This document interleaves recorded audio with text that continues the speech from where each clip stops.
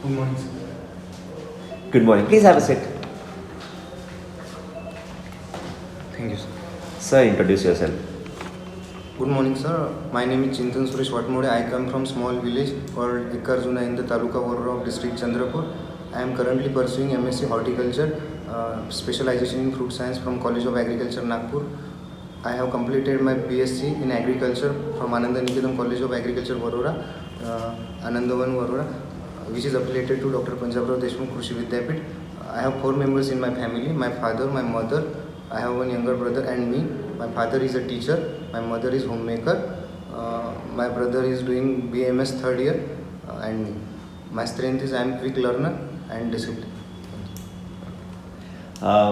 चिंतन sir, Yes. आप वरोरा से हो ना? हाँ तो सर वरोरा की क्या स्पेशलिटी है? सर, वरोरा तालुका में सर आनंदवन नाम की जगह है, वो rehabilitation centre for leprosy patients है. वहाँ पे हैंडीकैप पर्सन का रिहेबिलिटेशन, लेप्रेसी पेशेंट का रिहेबिलिटेशन सेंटर है. अच्छा सर, वरोरा में और अकोला डिस्ट्रिक्ट, अकोला सिटी में, अकोला प्लेस में सर जो ज़मीन है उसकी क्या कंडीशन है? वहाँ पे कौन सा क्रॉप अच्छा हो पाएगा? हाँ सर, वो ब्लैक कॉटन सॉइल वहाँ पे प्रेजेंट है अकोला में, तो वहाँ पे कॉटन सोयाबीन क्रॉप अच्छे से ग्रो हो पाते हैं सर. ओके, अगर मुझे वहाँ पे रोज़ फ्लावर्स जो है गुलाब, उसकी खेती करनी है तो क्या करना चाहिए? सर, रोज़ के लिए मोस्टली रेड सॉइल रिकमेंड की जाती है.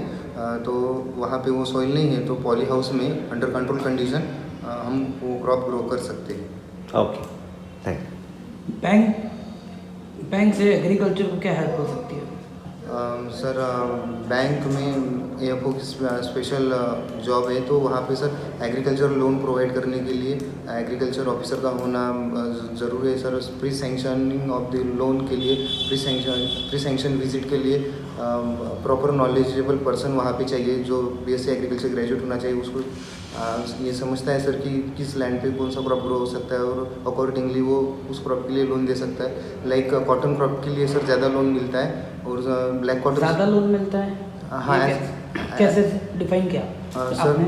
सर वो कैश क्रॉप है, cotton crop as compare to soybean, उसके लिए ज़्यादा लोन मिलता है. सो अगर ब्लैक कॉटन सॉइल नहीं है फार्मर के पास और वो अगर उसके लिए डिमांड कर रहा है, तो एग्रीकल्चर फील्ड ऑफिसर वहाँ पे जाकर वो प्री सैंक्शन विजिट में वो डिसाइड कर सकता है कि यहाँ पे सॉइल ही वैसी नहीं है, तो फिर ये क्रॉप ग्रो नहीं हो सकता है, तो उसका डिसबर्समेंट ऑफ लोन वो कैंसिल कर सकता है. क्रॉप लोन के लिए स्केल ऑफ फाइनेंस कौन डिसाइड करेगा?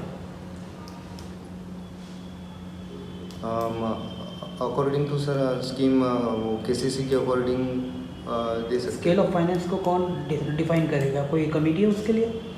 Sorry sir. Sir, doctor PV Deshmukh agriculture college से आपने एग्रीकल्चर की डिग्री हासिल की है, राइट? हाँ सर. ये एक यूनिवर्सिटी है. हाँ तो क्या आप डॉक्टर PV देशमुख के बारे में कुछ बता सकते हो? Sir, doctor Panjabrao Deshmukh first agriculture minister थे इंडियन कैबिनेट के, और उनके नाम से फिर 1969 में ये यूनिवर्सिटी इस्टेब्लिश हुई सर. ओके, प्रधानमंत्री कृषि कल्याण योजना, इसके बारे में कुछ बता सकते हो sir? No sir, I don't. Study of fruit को क्या कहा जाता है? Pomology sir. पोमोलॉजी. अगर मेरे पास एग्रीकल्चर फार्मर फंड नहीं है, खेती नहीं है, और मुझे लोन चाहिए बैंक में, मुझे मिल का बिजनेस करना है, तो मुझे लोन मिल पाएगा क्या? सर, उसके लिए सर आपके पास इतने अमाउंट ऑफ काउज वगैरह रहना चाहिए, तो अंडर KCC एनिमल हस्बेंड्री के लिए अभी लोन मिलता है sir since 2019. Sir, pink revolution किससे संबंधित है? मीट से sir. Sure. White revolution? Milk से. वाइट रिवॉल्यूशन बहुत से. पिंक रिवॉल्यूशन किससे? फार्मर कितने टाइप के होते हैं? 5 टाइप के सर. कौन कौन से? Marginal farmer, small farmer, semi medium farmer and large farmer. Marginal farmer की डेफिनेशन क्या है? Farmer which have land less than 1 hectare. Less than 1 Hector.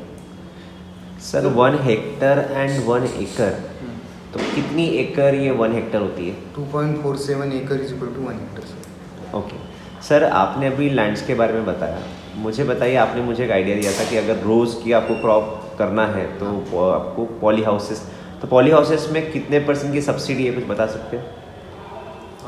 Sorry sir, subsidy के बारे में पता नहीं सर। सर रिव्यू टाइम, आपने आके विश किया, अच्छा था, बट आपका विश एक ही सर को किया, किसे किया पता ही नहीं, ठीक है।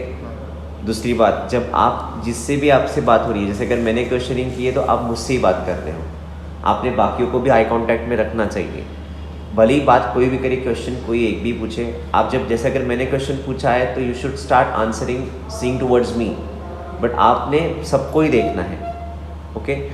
आपके कॉन्फिडेंस को मैं डेफिनेटली अप्रिशिएट, आप नॉलेजेबल हो, आप अच्छा उसको पुट कर सके हो, बट जैसे अभी सर आपको बताएंगे, बट आपके वॉइस में फ्लक्चुएशंस हैं, उसके बारे में आशीष सर ही आपको बताएंगे।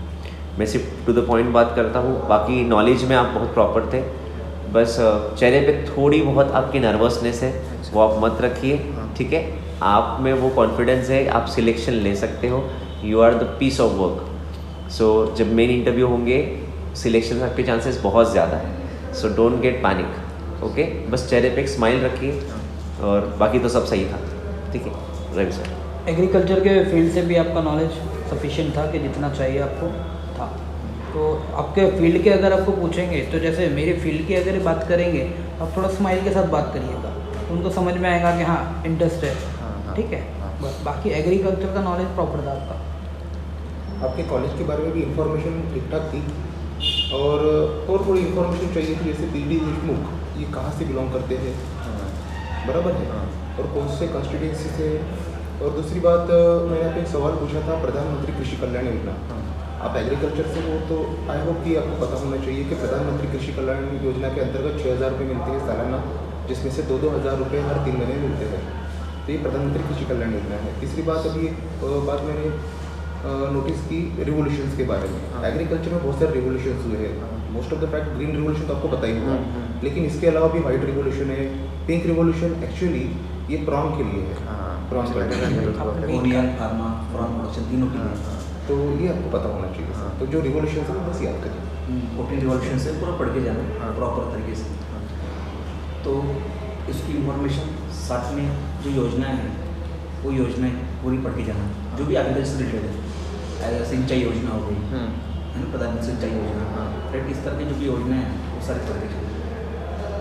बाकी आप देखिए, आप जब आए, ठीक है, आप बैठे, ठीक है, आप अपना आवाज़ जो है ना थोड़ा लाउड रखिए, अच्छा, ताकि आपका आवाज़ जो है, मतलब अगर कोई पीछे भी अगर बैठा है, समझ लीजिए, वहाँ तक सुनाई देना चाहिए। इन रियल इंटरव्यूज़ ये डिस्टेंस थोड़ा ज़्यादा रहेगा, तो आपका आवाज़ वहाँ तक पहुँचना चाहिए। दूसरी बात, उनको आपके जो फिलहाल जो आपने इंटरव्यू दिया उसके इसमें वो आपका ये जजमेंट निकालेंगे कि आप लोग मतलब आप थोड़ा सा कम बात करते हो, तो ये ऐसा नहीं दिखना चाहिए, ठीक है। सर्विस इंडस्ट्री के लिए ये ठीक नहीं है। और आप थोड़ा सा जो बात करते हैं उसमें आवाज़ ऊँचा रखने के साथ अपना जो टोन है वो भी एकदम स्पेसिफिक रखिए कि इतना बोलना ही पड़ेगा, ठीक है। ऐसा नहीं कि बीच बीच में हम नीचे चले जाते हैं, ठीक है। आपको जब कोई क्वेश्चन नहीं पता है तब आप रिप्लाई कैसे कर रहे थे, आपको पता है? Sorry sir. हाँ, तो ये जो है ये भी आपका इक्वल वॉइस में होना चाहिए।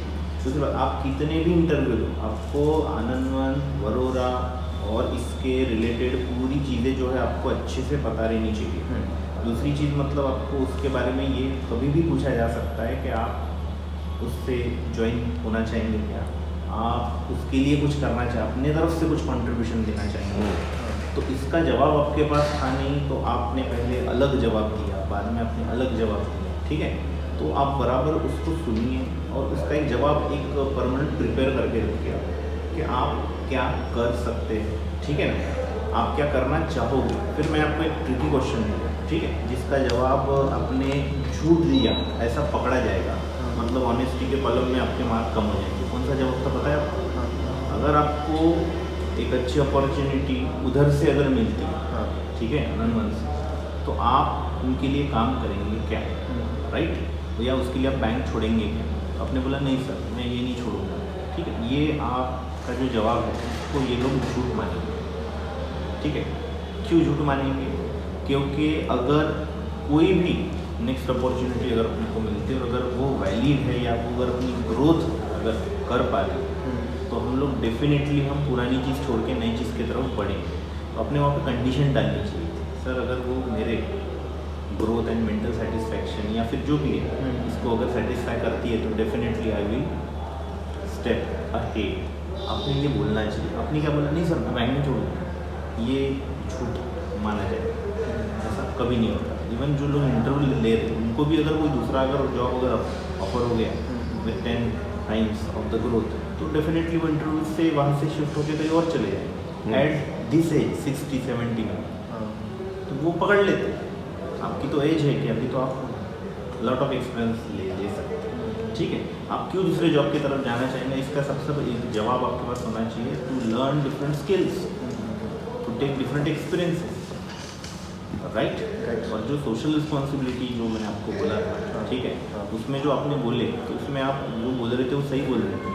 तो ऐसा मैं कर सकता ऐसा मैं करना चाहता हूँ, ये वर्ड, ठीक है। कर सकता ठीक है, कर सकता जो है एक निगेटिविटी वाला, करना चाहूँगा मैं उनके लिए ये करना चाहूँगा, मैं उनके लिए ये करना चाहूँगा। जो सर आते हैं उनके लिए मैं ये बता के उनकी ऐसी हेल्प करना चाहूँगा, ये आपका सोशल रिस्पॉन्सिबिलिटी, राइट, समझे। हाँ सर। तो आप इसको ऐसे ही रखो। और मैंने जो बात किया तो मेरे आवाज़ कैसा है, कंसिस्टेंट है। हाँ। आपका आवाज़ कंसिस्टेंट ना सही है, हाँ सर। राइट। हाँ। तो अपना आवाज़ थोड़ा सा बढ़ाइए। आप शायद ज़्यादा अननोन लोगों से बात नहीं करते, हाँ ये फॉल्ट है, इस वजह से डेवलप नहीं हुआ है ना। अभी आप देखो बैठे कैसे, हाँ नहीं अभी क्रॉस बॉडी लैंग्वेज, वो ठीक है। ये क्यों होता है, स्टार्टिंग में सही रहती है, जब तक हम कॉन्फिडेंस है, जब कॉन्फिडेंस डाउन हो जाता है, ये अपने से प्रोडक्टिव मोड में आ जाता है। डोंट जज, ऐसे नहीं कर, एकदम रिलैक्स रहिए। जवाब आना जवाब नहीं आना दोनों इक्वल है, ठीक है। आपको सिर्फ बात करनी चाहिए, राइट। ओके, आपका इंटरव्यू डेट कब है? सर आई नहीं अभी तक, पीओ के बाद में होगा, मे बी फर्स्ट या सेकंड वीक ऑफ मार्च। ठीक है चिंतन सर, आपको सर ने जो बताई रिव्यूज़, मैं उसको एक बार वापस पॉइंट आउट करना चाहूँगा। आप बहुत अच्छे से बात करते हो, आपके पास नॉलेज है, आपको डर कोई चीज़ का नहीं होना चाहिए। हम आपको देखिए, आप अभी जो 10 दिन मिलने भी वाले आपको, उसमें भी थोड़ा बहुत आप नया सीखिए। बट जब at the time of interview में रहते हो, जब आप हमारे सामने बैठे हुए हो, अब ये टाइम पे आप कोई चीज़ को अपग्रेड नहीं कर सकते। तो जो भी आपके पास है आप पेश करिए, ठीक है। बिल्कुल उसमें ये नहीं अगर मैं तीखा खाता हूँ आप फीका खाना बनाते, इसका मतलब ये नहीं कि आपका खाना खराब है, ठीक है। आपको जो आपके पास जो है उसको प्रेजेंट करिए with smile and with confidence. अगर आता है तो भी एक्साइट नहीं होना है, नहीं आता है तो डिमोरलाइज भी नहीं होना है। It should be no one space, one pace, एक आवाज़ में चलने दीजिए, ठीक है। आता है तो बिल्कुल पेश करिए, नहीं आता है तो sorry sir I don't know. आप बोलते भी तो सॉरी आई डोंट, तो आपका आवाज़ डाउन होते जाता है। शायद इंटरव्यू आपके रिकॉर्डिंग में आया होगा, वो मैं आपको देखूंगा, आप दिखाऊंगा आपको, आप समझ जाओगे, ठीक है। चलो thank you sir, thank you so much. हाँ सर, क्या प्लीज़ क्वेश्चन पूछिए। हाँ सर, मैंने ऐसे सुना था 4 मेल और 1 फीमेल होंगी, तो पहले मैम को विश करने का और गुड मॉर्निंग सर्स बोलने का, एपोस्ट्रोफी एस। हाँ। तो मैंने वैसे बोला था, गुड मॉर्निंग सर्स किया था। वैसे करूँ कि चारों को भी sir individually good morning? Individually करते हो बेस्ट है। हाँ, अगर नहीं करना है तो सर बोल के सभी से आई कांटेक्ट होना करना चाहिए। अच्छा अच्छा, राइट। हाँ। मतलब ऐसा दिखना चाहिए कि आपने सभी को किया, है ना। सर जो सो पैनलिस्ट बैठे हुए हैं वो बहुत ऑलरेडी आप जैसे बहुत स्टूडेंट्स को देख चुके हैं। हाँ वो आपसे एज में बहुत ज़्यादा है, वो आपके पेरेंट्स के एज में है। हाँ वो जब भी कोई आता है उनको पहले वापस बोलता हूँ, आपका इंटरव्यू इसी के लिए नहीं हो रहा है कि आपको बैंकिंग टर्म्स कितनी पता है, वो इसके लिए हो रहा है कि आप कस्टमर्स को कितने प्यार से ग्रीट करोगे और अटेंड करोगे। सो उस चीज़ पे ध्यान दें आप, ठीक है। आप जब आओगे आपकी स्माइल ही बहुत कुछ काम कर लेगी, हाँ। ठीक है। सो बिल्कुल डरिए मत, मैंने वापस कहा था इन लॉज बैठे ऐसे देखिए आपके सामने, आप बड़े प्यार से उनको ग्रीट करिए और वहाँ से शुरुआत करिए, ठीक है। Wish you all the best, thank you.